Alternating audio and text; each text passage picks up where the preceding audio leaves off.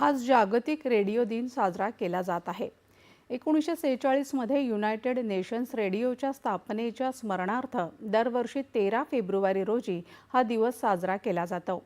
Radio आणि कृत्रिम बुद्धिमत्ता AI हे एक साधन आहे, आवाज नाही, अशी यंदाच्या रेडिओ दिनाची संकल्पना आहे।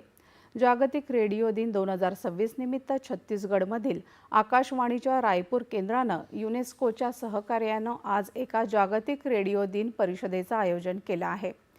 रेडिओ प्रसारणाच्या केंद्रस्थानी मानवी आवाज कायम राखून आशय निर्मिती, श्रोत्यांचा सहभाग आणि सुलभता वाढवण्यासाठी AI कशाप्रकारे मदत करू शकते यावर या परिषदेत चर्चा केली जाणार आहे।